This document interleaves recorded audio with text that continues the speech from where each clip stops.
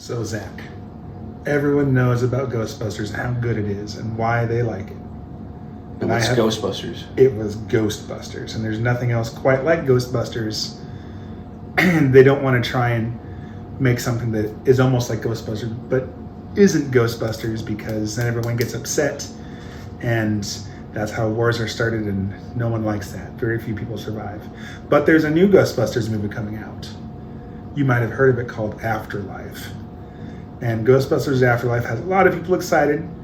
Me also, and I'm a huge Ghostbusters fan. I loved the cartoon show too when I was a kid. I grew up on that. It was a Saturday morning, every morning, 8:30 I think they were on. And it was like the continued adventures of the Ghostbusters. And it actually had a few intersecting episodes with the movies. The Vigo the Carpathian was in an episode, the Gozer was in one, and then they had one where there was like actually live action segments from the movie. But all that aside, we're going just to this new movie, Afterlife, and some of our hopes and predictions and our thoughts beforehand, and maybe this will be good after we see it and see how close we got, and if it was better than we'd hoped, exactly as we hoped, or if it was, how it might be. Just another sad, what could have been in the long history of reboot, remake, sequels. I guess this is a sequel. There's long-standing trauma for some remakes of beloved franchises, so yeah, everyone's taking it. Yeah, one comes to mind. I can't quite remember. It's on the tip of my tongue too, but it's better to let sleeping dogs lie and bygones be bygones, which is strange to say with a thing like Ghostbusters, because it's all about busting dead things that should have stayed dead. Sleeping dogs lie. Sleeping dogs lie. But Afterlife, me personally, I'm excited for it. Some of the things I've seen just in these last few trailers have me percolating about what could be. And some of the ideas might be kind of stupid, but I'm kind of a stupid guy sometimes with stupid ideas, but I like some of my movies to have some stupid ideas. Well, are you stupider than a Hollywood executive, though? Like a coked out, out of touch executive? Like Amy Pascal. Are you dumber than Amy Pascal? Maybe not.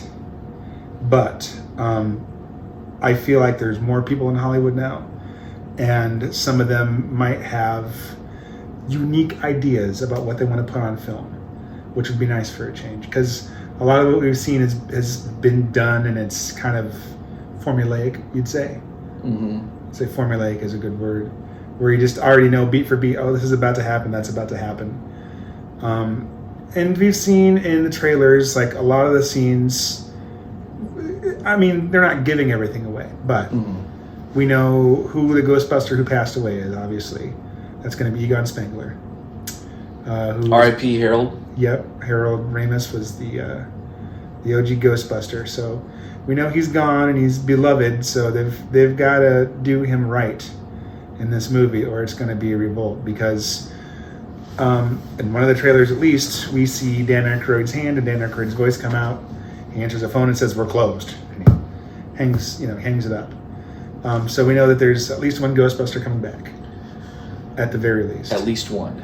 And it doesn't make sense to have one come back and maybe not all three surviving Ghostbusters. But if you're cheating like we are and watching behind-the-scenes featurettes and catching the very last minute, the credits of Afterlife, you can see Ernie Hudson, who I'm sure we'll find that and put it on screen, is in the credits. Winston. Along with Annie Potts, who does make an appearance in the latest trailer.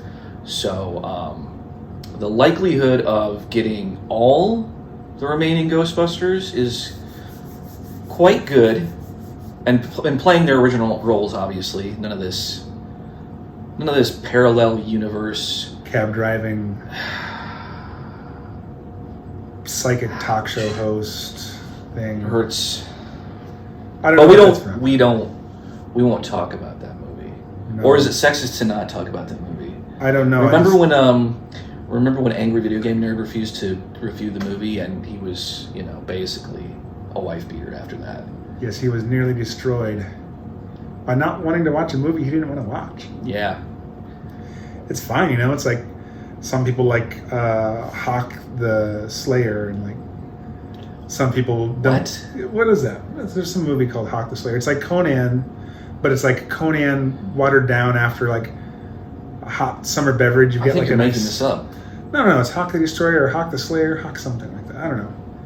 And it was Somebody in the comments will be they'll know. And correcting us. Actually, it's Hawkeye.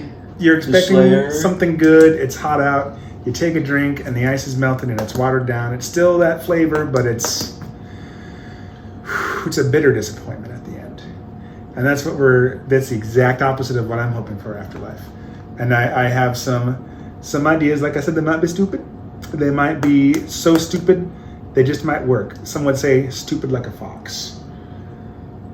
But overall, I think that everyone's got their ideas of what's going to happen in the movie.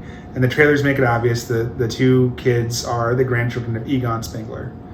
And the mother, we don't know if it's Janine that was Egon's wife or whatnot. We have no idea for sure yet. Dude, they keep kind of stepping on my boy Lewis. Yeah, where is... They're always pushing that Rick? Annie Potts, Janine Spengler relationship, and but by the second one, it was pretty. I mean, maybe she just kind of tapped it and loved him and left him. Maybe Lewis was hands-on that couch. I mean, Spengler might have been playing the long game too. That was terrible fucking joke. That'll be a hard cut. They'll be like, why did you guys cut right there? Just maybe that's like choose your own joke part of the segment of the. Didn't see that joke in 2016 Ghostbusters, did you? They probably did, actually. There was a queef joke. There was probably. We haven't actually. I've seen maybe 5 minutes of it on cable, but I've seen enough footage and reviews to basically. One day we're gonna sit down.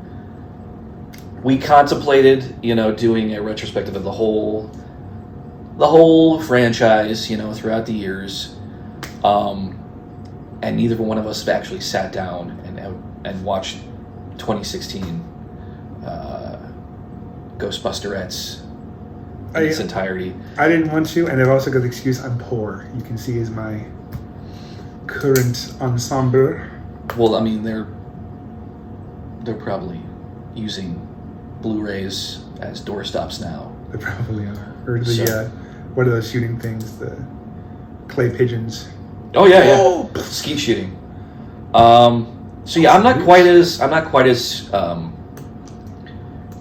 stoked on this movie, and not because it doesn't look good. It does look like it looks very well made. It looks like it'll be a very enjoyable movie. I mean, you got Paul Rudd in there.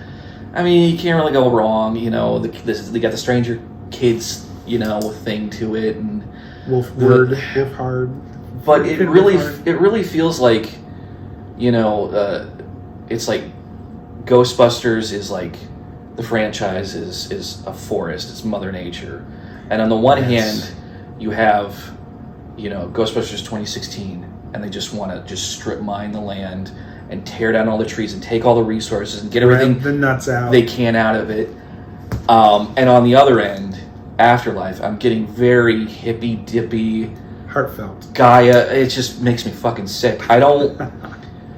And again, watching the featurette where it's the Reitmans, talking about like, oh, this passing of the torch, and this is I'm trying to I'm the same age as my dad was making this movie, and I'm trying to figure out. And it's just like, just give me somebody making jokes and shooting ghosts and smoking cigarettes and like driving Ecto-1. This doesn't need to be a whole. The reverence I just can't get behind. It's just sure, I'll watch it and I'll probably get swept up in the moment like everybody else. But this does feel like, this doesn't necessarily feel like cynical. This feels earnest, but it just seems so not Ghostbusters to me. Ghostbusters is supposed to be just kind of this carefree, fun, it's weird. A romp. Yeah, it's a romp. It's a romp. What a I haven't heard that term. It is like a fun romp. Like you put it on and like you can be doing other stuff, but people will sit down and watch it. It's great. Like Halloween. It's like family get-togethers. It's Ghostbusters, Back to the Future. A couple of like even modern movies are like that. You know, it's just fun to have it playing. It was great. Such a product of its time. I mean, it's so tied into, you know, Bill Murray, the actors themselves. Yeah. I mean, Bill Murray's DNA is just, you know, all over this thing. You know, the irreverent nature of it, coupled with Dan Aykroyd's just absolute insanity and creativity just infused in there. It's not something that you can replicate. You know, they for a while when Ghostbusters 3 was in development hell, there was a lot of talk of having the Apatow generation. And, you know, honestly, I wouldn't have minded that. That seemed kind of like a natural evolution for that more kind of... Like a janitor service almost at the end. Yeah. But it's still got kind of that improv-y, you know, kind of feel to it. Like, I actually liked, like, Year One, despite all the critics and the fact that nobody else liked it. The caveman one. But that was a Harold Ramis movie, and it was, like, still... It was kind of a combination. The Apatow improv really overtook it. Yeah. And that probably made it suffer. But I still think that could have worked as a Ghostbuster movie. You get like Seth Green and Paul Rudd and all those guys you hate. Mm-hmm. Craig Robinson. You know, you could just list them out. You know, and that might have been predictable or whatever. But I don't know. I still kind of wish I had that as opposed to this dusting off nostalgic link fest. 30 years ago now, I think, was if we're going by the original, people would call it the original series. So yeah, it could have been really cool. I guess might have been some of Bill Murray to blame. As some of the rumors I've heard is that he just didn't want to revive that character and he was done with that movie, and it's not going to be the same. And he's right on many levels. He's right. You can't recapture that you know, lightning in a bottle. Mm-hmm. It's just how it is. It's how it's going to be. So yeah, it looks very heartfelt. It looks like it's the two guys, the Reitmans, are like father-sonning it. Maybe Ivan Reitman's last directorial thing, whatever, he's retiring. Who knows? But maybe there's also people keeping him in check because there's Dan Aykroyd behind the scenes, very likely. There's a team of comedy writers, you know, so it's not going to be, hopefully not just a hand-holding fest. It'd be hilarious if we came out of this movie like on complete opposite sides of where we were. Yeah, I love it and you fucking hate it. I think it's just like some sort of. If the movie tries to make me cry, I'm like, oh god, Ghostbusters, stupid. And you'll be sitting there clutching your Ghostbuster action figures. I will. I would. Harold. And that might be a good segue into the predictions. Yep. Let's start with the Harold thing. Logo predictions. Now we're not gamblers, but we're using Vegas odds just because we thought that'd be a great and perhaps wrong format. But it's funnier if it's wrong. It's kind of like DEFCON 5 being like the worst or the best. I can't remember. Right. But or like when people use the phrase "the low man on the totem pole" when actually the lowest is the most important. Yeah.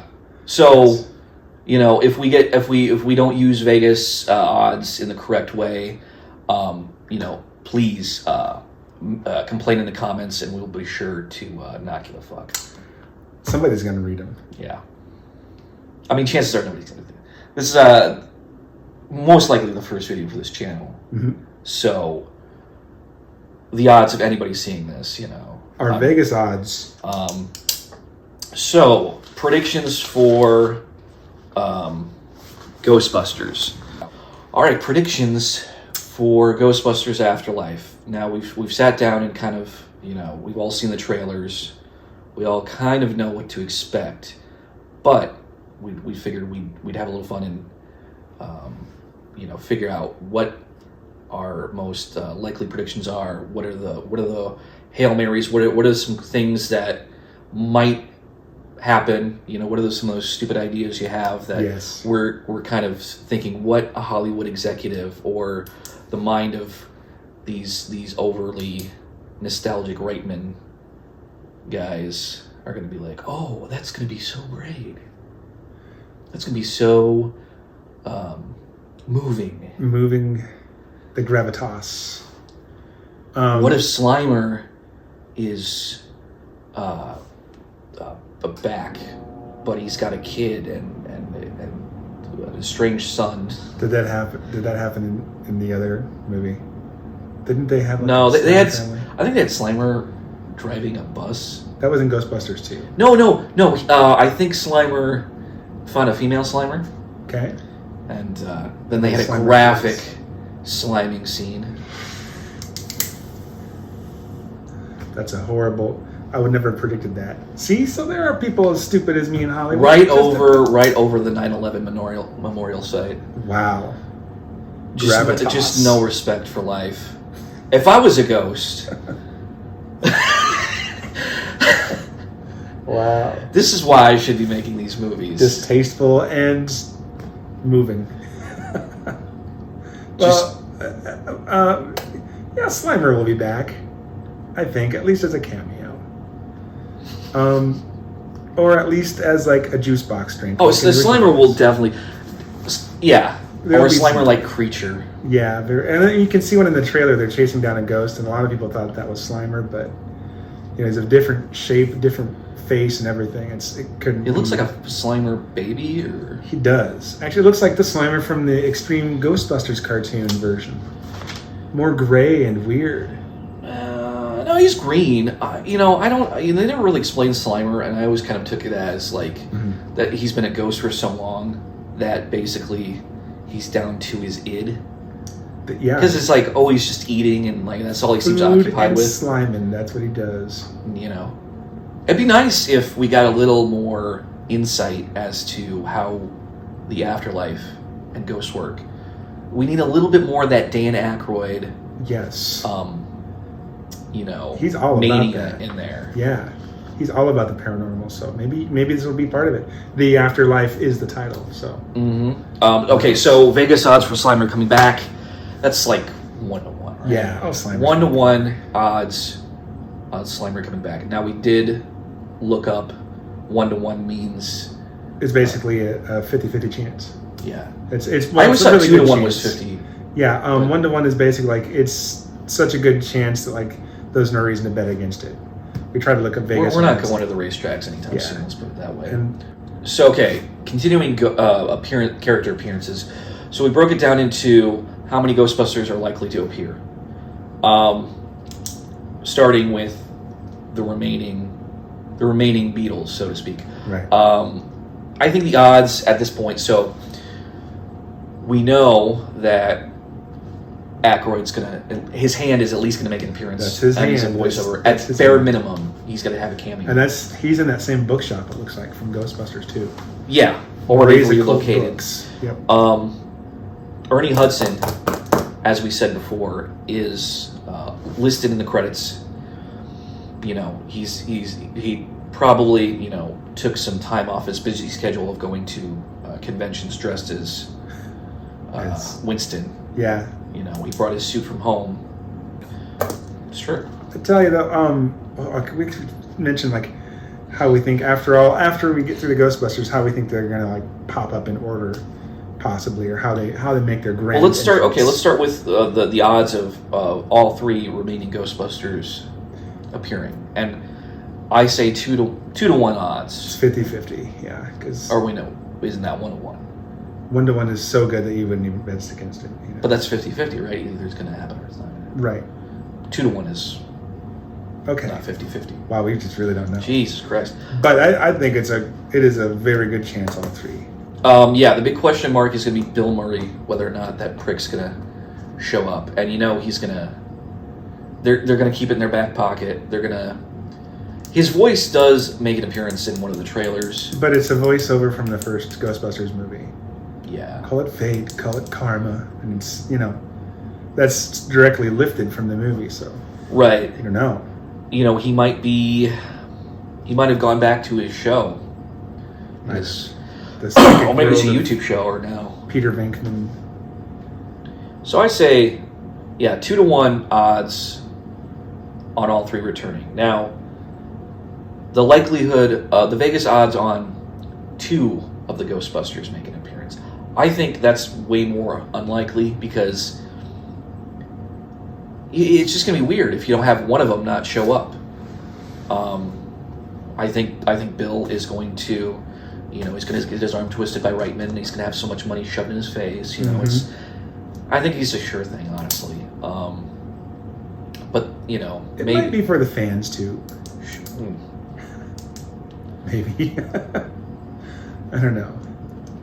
Does Bill Murray really care about the fans beyond, like, kind of messing with them in real life? I don't know. Well, they say he's really nice in real life. Like, you meet him and he's just a nice guy. But yeah, it's not like he wants to be a part of every script that comes along. And obviously the Ghostbusters thing, it's probably close to home. And he did the video game. Yeah, he did all the voice work in the video game. I think they scanned his face too to do the. Yeah. Yeah.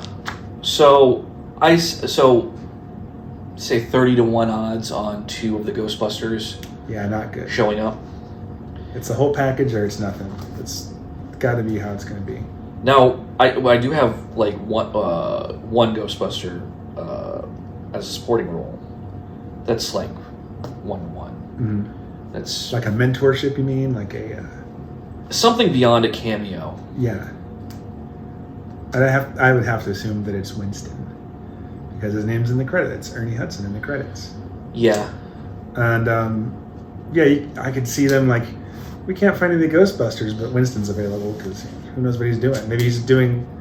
Maybe in the movie he's still doing like the birthday parties and stuff. Like, what a sad ending for Winston. That would be kinda not good. In real life. Yeah, he's still doing convention circuits. But maybe he finds the kids, they call him, and he's like, oh yeah, I'll come around. And he mentors them about how to like put on backpacks and maybe not though. Maybe it'll be Dan Aykroyd. Maybe it'll be Ray. Okay, so I've got a prediction here that I would be pretty stoked if this happened. Now the likelihood is kind of low, although I suspect, and we've been getting teased about this for a while, that Rick Moranis could come back in some movie, in some acting role, and I think it'd be really cool. So we know that this movie focuses on Spangler's family, his daughter. It looks like his daughter and granddaughter, or was there's 2 kids? Yeah, But is the kid saying it's like his great grandpa or just his grandpa? I think it's just his grandpa. Okay, so Spangler's daughter and her kids, moving into his old farmhouse in the middle of nowhere, and I think that Louis Tully could be making an appearance. That's a prediction I have. Louis Tully making an appearance. Specifically in the beginning of the movie, and giving the daughter, Spangler's daughter, like the keys to the estate. Doing the whole what do you call that when you do the will and the reading of the will, of the will, last testament, all that shit, and that'd be really cool. Seeing Louis Tully back as the bumbling lawyer. Yeah. After all these years. It would be good to hear his voice again like that. Some Rick Moranis. Oh my God. Missing that voice. So that's pretty unlikely though, right? You have a different Louis Tully cameo in mind? Yeah, I do. I would predict at the end of the movie. So again, the opposite here. I would predict at the end of the movie, things are still not financially well for the family. And Janine Melnitz shows up, and either that's her mom or it's not. It's either in the trailer, the woman is Spangler's daughter. We're still not sure about who Janine is to that. She says like, your father couldn't even keep on the lights, but that doesn't mean that she was around for that. That could have been anybody else. I think she was. I think when she says that, I'm predicting she's being a fucking. Just kind of like a poking at him. Still. No, well, she makes it sound like he was neglectful, but in reality, she's probably like, oh, he was doing all these experiments and like fucking up the electrical energy grid. Yes, and it's like that's kind of a mean thing to say, but because like, oh, I wouldn't say everything, right? But this is again trailer talk. It could be elaborated a little bit more. You never know how to cut these things, It's true, and I mean sometimes people think Walter Peck was right. That was a lot of energy to be using, and he should have had a safer energy grid going on. Wouldn't it be funny though if Janine is she can only speak in trailer talk? Just like, just well, clips. he did not leave you everything. Da-da-da. Oh my god! Trailer core music playing in that, and in every that time spirit, she's in it, the sad piano Ghostbusters thing playing. Exactly. And then in that spirit, my prediction would be that she'd say in like the next trailer clip thing, because they're so bad at taxes, whatever, she'd say, "Oh, I know a guy that does taxes," and it's Louis Tully. Say it in her voice. I can't. Oh, I know a guy who does taxes. I know a guy that does taxes. I really do. Annie Potts' voice is very hurtful. It comes from a hurtful place. Yeah. It's not just New Jersey, it's the intonation behind it. Like she's squeezing her vocal cords, punishing them for something that, they did to her a long time ago. I don't know. Who knows? Some people like her voice. Anyway, okay, so let's put Vegas odds on Louis Tully. I hope he comes back. I don't care about 10 to 1? Yes. That's not low, but it's not high. If Rick Moranis was to come back for any movie besides a Honey, I Shrunk the Kids remake, it would be Ghostbusters. I'm still holding out for Little Giants too, but that's just me. What else? I'm trying to think. What else has he been in? I mean, he's been in a lot of stuff. He's been in Parenthood, Little Shop of Horrors, My Blue Heaven, which is really good. Streets of Fire. I could see a sequel to Streets of Fire 30 years later. That'd be something. My Blue Heaven. That's the one with Steve Martin. He's like Yes, he's the mafia guy, the ex-mafia guy. So, Dana Barrett, Sigourney Weaver. Even I don't think she's gonna make that much of a comeback. Like I just don't see it. And I love Sigourney Weaver. Like for real, love Sigourney Weaver. But I don't know that her character is going to be as important to this one, which is strange because she's like the focal point of both first movies, really. Well, we do have one prediction. Yes. This one's a pretty good one. This is, I mean, is it though? I mean, it's. Yeah. I don't think I've heard this one yet. So let's hold up on that. That's like the spicy flavoring on top. Let's wait for that. That's more plot points, but Sigourney Weaver. I have a feeling we're not going to see her. She might be mentioned and like as if she's still around and stuff, but yeah. So I say 50 to 1. Yeah. Although it does. So it really depends on how much they hit the gas on the fan service, and I from what I've seen, they're just going with no breaks. Venkin couldn't keep Dana Barrett. Like he just wouldn't do it again. How much of the old stuff can you fit in the plot? And still have room for new stuff. That's just it. This is kind of like a Star Wars: A Force Awakens situation. Yeah, it really is. Like, hopefully, no one gets stabbed through the front by their kid or something. Stupid. I don't know about that. Let's not talk about fucking Star Wars. You're right. Okay, so Dana Barrett 50 to 1 odds. Not good. Not good. Again, we'll probably be wrong about all I know. this. Wouldn't it be hilarious if she's there the entire time? Yeah, she's. Oh my god. She's the principal of the high school where the kids go. Destroying all expectations, but in the weirdest ways. Maybe that'll be Afterlife. Okay, so let's move on to plot points. We got a few of them here, and they're really like. Honestly, I'm not. There's one I'm rooting for, and I think we'll save that one for last. Right. But none of these are like, okay, let's start with Gozer comes back. Gozer comes back. So there's an obvious Easter egg in the trailers. The kids are going up to this hill. There's a mine shaft. Before they get to the hill, they pass over a gated fence, and you can just barely make out Shandor Mining Company. And Ivo Shandor is the occultist who in the first movie had structured Dana Barrett's high-rise apartment to make it into like this ghost antenna to summon Gozer, the Gozerian. And obviously something is going wrong in that town that Shandor Mining Company has opened up there. Now, it could be a descendant of Ivo Shandor, or it could be like that was Shandor's mining company and he specifically was mining the whatever element was used for that tower from the first one. That's where he was getting it from.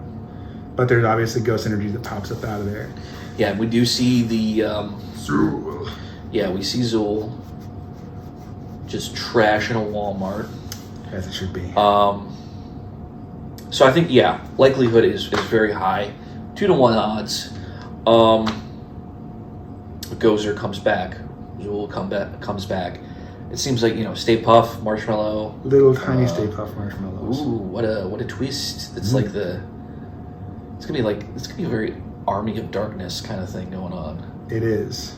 Or they might just eat the Stay Puft Marshmallow Man. Why isn't Sam Raimi? Why did Sam Raimi ever make a Ghostbusters movie? That feels like that should have happened at some point. Evil Dead is its own thing. It's cut off from the rest of society. Sure, but he made Drag Me to Hell. Yeah, he did. I mean, he could have made a really great Ghostbusters movie. Ghost Okay, Man. so Gozer comes back. How about this? You kind of touched on this earlier. Walter Peck was right. Walter Peck was right. So, yes, it's Shandor Mining Company, but that could just be an Easter egg. It could be that Egon moved that house out there, and he was in financial straits too, obviously, if that's all he had. Well, Walter Peck was saying in the first movie that thing, the containment unit where they put all the ghosts, was dangerous. And eventually it was going to leak. And eventually the power grid would go out. And, they turned it off in the first movie, and you're not supposed to do that anyways. But, Right. I mean, he was in the EPA. He was a part of the EPA, the Environmental Protection Agency. They know their stuff.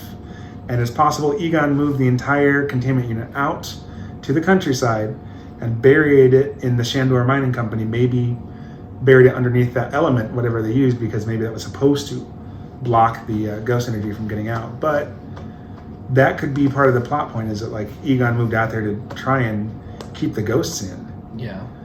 And that would be kind of sad, because it's like, oh, well, Peck was right all along. Well, it does seem he wouldn't move out there for no reason. Right. There's a reason. It's an extreme choice to take the setting away from New York. It is. So there's got to be some very important plot point when it comes to that, coupled with the Shandor mining reference, and just having all the equipment. Like, it seems like it's out of reach, but also there in case you need it. Right. Yeah, that is strange. Yeah. It's not in complete disrepair. I don't like the fact that you watch the trailer and the Stranger Things kid is like prevalent. He's like a gearhead, and he's like bringing the car. Oh yeah, like I guess fixing the car up. And yeah, that'll probably there's be. no way that little. It's going to be something with his dad, because their dad is probably dead. We don't know for sure what's up with their dad, but there's a backstory. What do you think? Divorced or dead? It's always divorced or dead. It's got to be dead, because maybe he'll make a comeback with a ghost thing. Who knows? Or they'll want to do something to bring him back, like a super weird Ouija board that's in Egon's house, which would be weird and again a stupid idea. But yeah, maybe his dad taught him how to fix things. Yeah. Then again, he's also Egon Spengler's grandson, so maybe he just knows science. Okay, so here are some predictions about Paul Rudd's character, because he is probably the one you see most in the trailers. Yes. That might be just because of star power, or the character is very important to the story. Now, you've got a theory about Paul Rudd. Yes, I got a couple theories. Well, let's start with Paul Rudd is the villain. Paul Rudd could be a summoner of sorts. We don't know much about him, but we know he's sticking around that town, and he's measuring seismographic activity. And why is he doing that? Maybe because he just likes science, but also maybe he's an occultist. Maybe he is the descendant of Shandor. Or he just wants to see what's down there, and at any cost. He just wants to know what's going on, how to make the ghosts work for him. Because in the trailers, he knows a lot about the Ghostbusters. He knows the ghost trap. He thinks it's a replica and then it's real. And I think he was hoping to find Egon Spengler's stash of stuff. At least his tomes of knowledge, books of knowledge, if not the equipment. But there's a few scenes in there that set me off to think this might be something different. He's getting chased by Zool out of Walmart. And it looks like after the scene where he's seeing the Stay Puft Marshmallow Man. Now, he's not reacting in a way that most people might react to Stay Puft Marshmallow Man. Little tiny things killing each other, and they have a torch and whatever. I think he's looking at them appropriately. Possibly he's in shock, but I think he's kind of looking at him like, so he might have figured out how to make this happen. Maybe he found a book, and he summoned the power of Gozer, and like these little destructor things come up, and he's just checking them out and see what they're doing, and he's just, amazed by what's going on, and he's chased by Zool. Now, it looks like it's going to attack him. Maybe it'll possess him. I don't know, but it also could be that he summoned it, so it's chasing him to see, what do you want? What are we doing? So it's possible. I mean, it'd be one of those flip the script type of things where he's the mentor towards the kids, but really he's a jerk. And I could see that being like he was going to be a father figure. And then they flipped that in the head, and it's like, no, he's not a good person, and he is going to blow up the town. Paul Rudd, possibly a villain. Possibly. I don't know about that. I think it's going to be... No, I'm just taking it at face value, and if nothing else, just to be contrarian. I think he's just a goofy, affable science teacher who of course, knows about Ghostbusters, and the way he, was like, oh, cool replica of a ghost trap, like he's a nerd. He's just nerd. Like any kid who would have grown up and heard about the Ghostbusters would have been absolutely enamored and be like, I want to be a Ghostbuster when I grow up. It could be like a tragic kind of thing, because they were discredited like multiple times. Yeah. Which, that was such a, most people think that was kind of a movie contrivance so they could basically redo the first one, which I agree. But also it's like, maybe, take it from the perspective of the character who's like, maybe he grew up being a really big fan of the Ghostbusters, and then, it's found like it's like finding out, an athlete is juicing, this disillusionment of like, oh, it was all fake. Frauds. I think I'm probably thinking too far into that, though. That'd be kind of a cool angle, though. Lovable, affable, goofy science teachers are pretty awesome, though. And I wouldn't mind if that was just how it is. It's weird because he seems like such an obvious choice to be a Venkman type. Yeah. And he doesn't seem to be that kind of character. Yeah, because Ant-Man, he was very Venkman-like. Mm-hmm. He's Venkman-like in everything. Yeah. Pretty much. I don't know. It's just, that's where there's going to be some sort of back to formula thing I think they're going to try to do.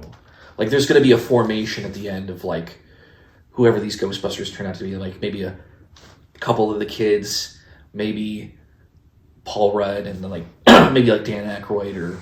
I don't know. It feels like there's going to be that scene in the end where all four, or maybe all five, maybe they change up the number or whatever. Who knows? But yeah, I think Paul Rudd. Let's see. I have down 3-1, 3-1 odds on Paul Rudd being the villain, because I want to say it's unlikely, but it does seem like something that is definitely possible. Either it's going to be heroic, or he's going to be more of a sidekick, mentor to the kids, or there's going to be that twist villain heel turn, which you got to have a villain in these kinds of movies. Is it ever really just the ghost? There's always a what's his name? Janusz. Yeah, Peter McNichol. But it's always like goofy in those movies, and that's. It could be in this one too. Like it looks like he might be possessed by Zool, or It's very hard to say where this movie is going to take. Maybe all the schmaltzy stuff could be just kind of a misdirection. That could be. Could be. We'll see. I mean, when you have kids in there, it does feel like it's likely to be kind of a more of an adventure movie. Yeah, it's like Goonies with proton packs, perhaps. But there's also the possibility, and this is the Hail Mary. This is the really stupid, reaching theory. Paul Rudd is actually Dana Barrett's son, Oscar, all grown up. And for some reason, living in this remote town as a science teacher. Maybe because he just is drawn to the ghost energy. He's drawn to whatever's in Shandor Mining Company. Like he's magnetized to it because he was one with Vigo the Carpathian in the scene for a little bit. Like maybe he took some of that and he's just drawn to evil. Like he wants to, or something in him wants to get out, you know. And maybe that's how he would summon. Maybe he's not a villain, but maybe he is the cause. Wouldn't that be weird? And maybe Egon was keeping tabs on him. And that's why Egon moved all the way out of the country and made sure he checked on an Oscar Barrett or whatever his last name would become. Because, you know, maybe Sigourney Weaver remarried and not Venkman. I just can't see that Venkman would keep up with Dana Barrett. Possibly.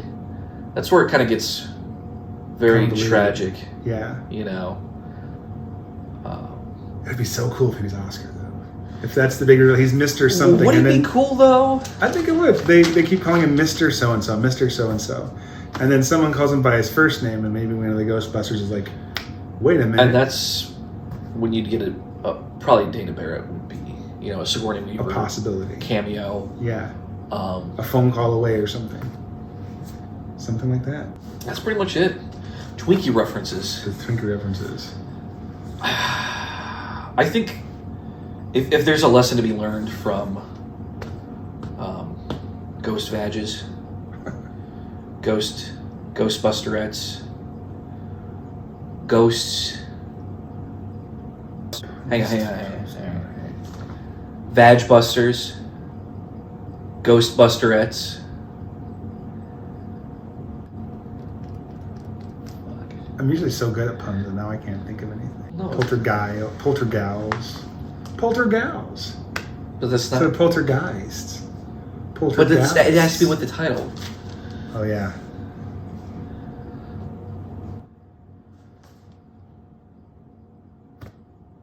Ghost Sucksters. Ghost Sucksters.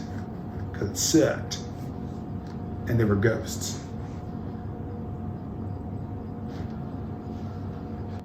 I like poltergeists. It's a good play on words. Poltergeists. Anyway, Poltergeists. So yeah, Twinkie references. If there's a lesson to be learned from Ghostbusterettes is, you know, you don't want to just strip mine for references. No. I think the odds of a Twinkie reference is 5-1. Now, they might make one, but in the trailer you see a big pile of little mountain of donuts, and then later on you see the Stay Puft Marshmallow. And that's you can only have so many food references in there. That's my dumb logic for that reasoning. I just don't think, you know, Twinkies are not what they used to be. They're not. But I have a theory with how one of the Ghostbusters, if there's a mentorship about to happen, it's possible because we see Dan Aykroyd pick up the phone and say, "We're closed." Like he doesn't want any part of anything Ghostbusters, right? And the kids are probably trying to get some Ghostbusters on their side because there's ghosts, and man, maybe they're afraid of ghosts and they know who to call, because who are you going to call? Well, obviously the Ghostbusters. It's part of the vernacular now.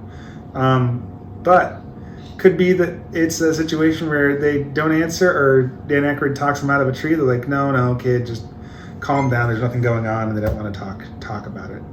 He doesn't want to help at all.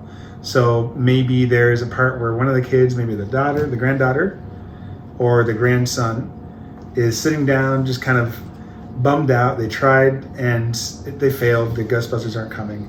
And he unwraps this Twinkie. Maybe he eats Twinkies when they're sad or mad or whatever, stuffing it in his mouth with this huge Twinkie.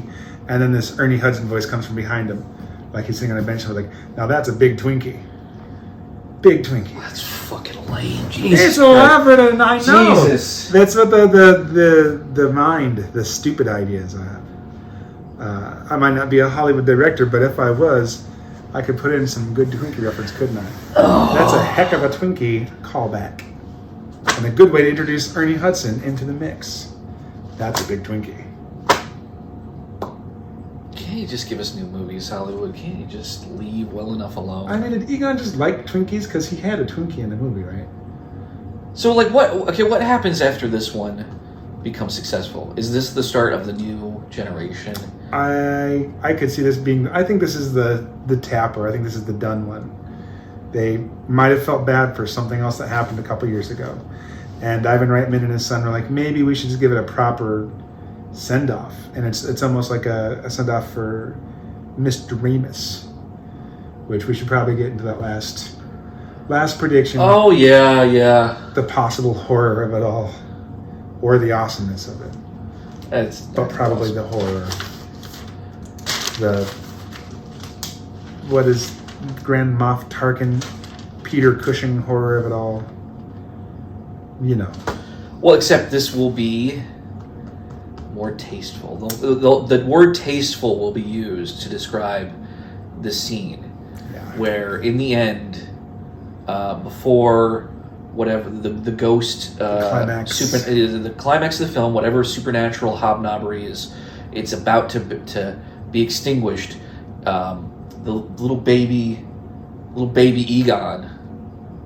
Egonette. Yes. Is that her name? Egonette? Egonette. Catches a glimpse of, that crazy hair. Bouffant. That bouffant. And the tall drink of water that is Egon Spengler. And sees a blue kind of haze, see-through kind of ghost effect. And that's how you avoid the Grand Moff deep fake. I didn't mind the Grand Moff Tarkin, to be honest, but no. Leia's hard to... Leia was a nightmare fueled. Anyway. Not good. Yeah, you'll see he's wryly smiling as he turns around. He sees a little Egon Spengler, turning around and winking or whatever, waving off goodbye. Just a little tug at the heartstrings, and then he'll go back into the afterlife. Probably wave at the Ghostbusters too. Yeah, like if all three are there, it'll be at the climax also, and. If they had fucking balls, the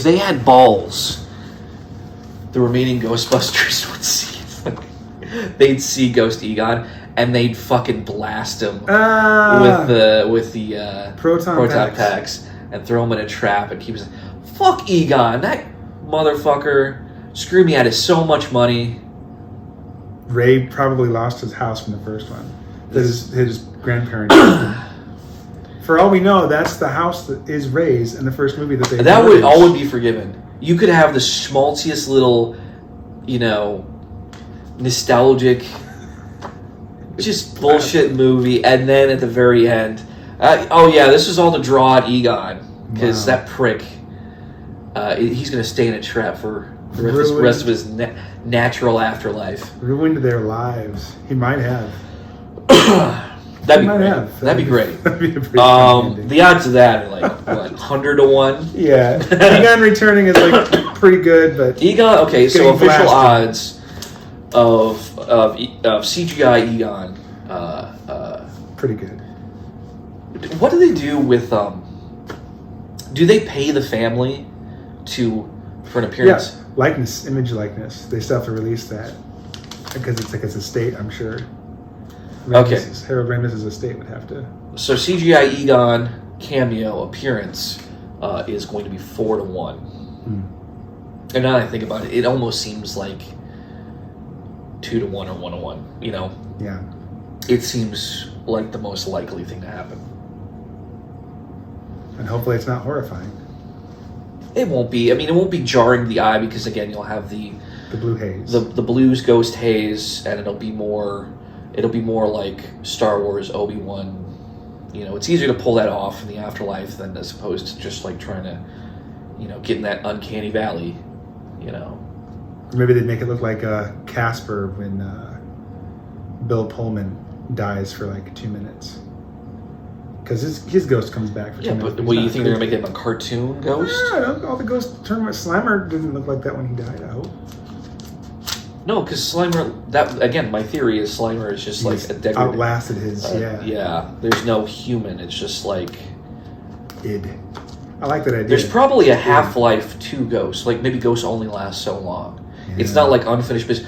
Like, if they kept it in that scientific kind of like, well, here's the half-life, and they're not going to do that. But like, somewhere there is a tome, a notebook of just all these notes written by Dan Aykroyd. Yeah. And his thoughts and ideas. That's the thing. Okay, so this is what needs to happen. We just need to let Dan Aykroyd just make every single movie he's got in his brain. Yeah. Because that's going to be the thing that saves Hollywood. You know, the superhero trend is dying out. Oh, it's been murdered out. Yeah. Well, it's going away. But that man has a never-ending, I have a feeling, never-ending wellspring of just movie madness in his brain. And then if you can get somebody to kind of take all that stuff and chop it up and make it make sense, you know, make it palatable to humans. I mean, good Lord, if we got another... I would kill for another Nothing But Trouble, honestly. Oh my God, yeah. You know... Oh, man. Just give me more of that. None of this Ghostbuster shit. Where's Nothing But Trouble? Where's the wistful, nostalgic Nothing But Trouble remake, The Next Generation? Wow, half of that cast is also gone too, so... Hey, bring back Chevy. Mr. Easy to work with. Easiest guy to work with in Hollywood is what I heard. Yeah. Everybody loves him. No, you're thinking of John Candy. Well, yeah, John Candy's gone. Wah. Well, so is Humpty for that matter. I mean, he was in there for like 2 minutes, singing a song. Gone. All around the world, same song. Yep. Well, you could bring him back. They already got his hologram. Of course they do. So that's our prediction video for Ghostbusters Afterlife. We may come back after seeing the movie. When does that thing come out? It's like right around Thanksgiving. It might be Thanksgiving Day. I might actually, for the first time, go see something at midnight. Well, if we're not all locked down, living in FEMA camps, you know, just with IV bags just of whatever vaccine they're gonna just constant stream. Yeah, I don't want to watch that thing on like HBO Max or something. I guess it'd be Paramount, wouldn't it? Oh God, I'd rather die than get Paramount Plus. Oh, but yeah. I mean, obviously, I just don't want to be stuck at place and watching on the small screen. I'd love to see a Ghostbusters movie on the big screen. I saw Ghostbusters 2. I snuck in with my brother and one of his friends, and then we got caught, and then we had to pay, so I missed half the movie on the big screen. But I'd like to see a real Ghostbusters movie in an actual theater. An actual theater. It's too bad there wasn't one recently that I could have gone to see. You know, that would have been awesome. It's just some things that they have their time, and you don't get a chance to see it again like that because it's over, it's gone. You know, you don't want to be like Evo Shandor and like summon some kind of dark husk of what used to be an old world and have it take over and destroy everything that was going to be good. Like, you know, you just gotta let it go. All right. Well, and with that about does it. Closes our predictions and hopes and dreams, and it'll be funny to come back and give our blow by blow of what happened to us when we saw the movie for real. I'm hoping for good, on the side of good. It'll be fine. It'll be fine. It'll be 2 hours of just not thinking about how miserable life is right now. Yes, that is going to be good.